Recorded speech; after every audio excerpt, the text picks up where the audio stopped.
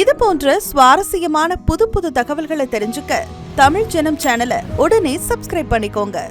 2022 ஆண்டு பிப்ரவரி 24ஆம் தேதி Ukraine Russia இடையேயான போர் தொடங்கியது. அந்த சமயத்தில் ஒரு வாரத்தில் யுக்ரைனை ரஷ்யா கைப்பற்றிவிடும் என ஒரு தரப்பினரும், ஒரு வாரமே அதிகம் 3 நாட்களில் யுக்ரைன் வீழ்ந்துவிடும், வேண்டுமானால் பாருங்க என மற்றொரு தரப்பினரும் கருத்து தெரிவித்து வந்தனர். இந்த கருத்துகள் தெரிவிக்கப்பட்டு 3 ஆண்டுகள் கடந்துவிட்டன. இதுவரை போர் ஓய்ந்த பாடில்லை. ரஷ்யா யுக்ரைன் இடையேயான போரை முடிவுக்கு கொண்டுவர பல்வேறு நாடுகள் முயற்சி மேற்கொண்டு வருகின்றன.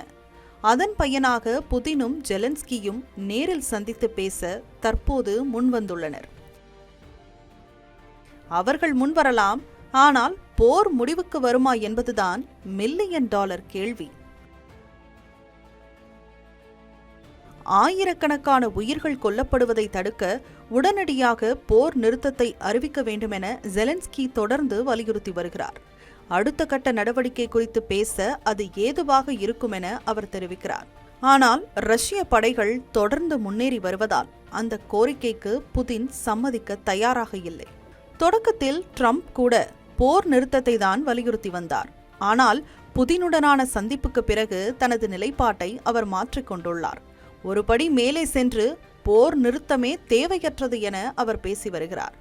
அதேபோல் ரஷ்யா கைப்பற்றியுள்ள நிலப்பகுதிகளை விட்டுக் கொடுக்க புதின் தயாராக இல்லை என கூறப்படுகிறது.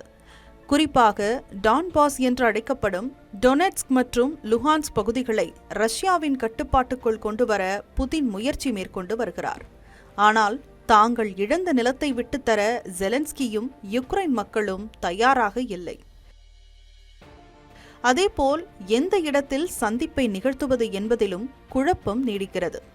மாஸ்கோவில் சந்திப்பை வைத்துக் கொள்ளலாம் என்கிறார் புதின். ஆனால் அதற்கு ஜெலன்ஸ்கி ஒருபோதும் சம்மதிக்க மாட்டார் என்றுதான் எதிர்பார்க்கப்படுகிறது. யுக்ரைனின் பாதுகாப்பை மேலும் பலப்படுத்த ஜெலன்ஸ்கி விரும்புகிறார். ஆனால் யுக்ரைன் நாட்டோ அமைப்பில் இணைவதை எதிர்ப்பதுடன் எந்த வெளிநாட்டு இராணுவமும் யுக்ரைனில் இருக்கக்கூடாது என ரஷ்யா தெரிவித்து வருகிறது.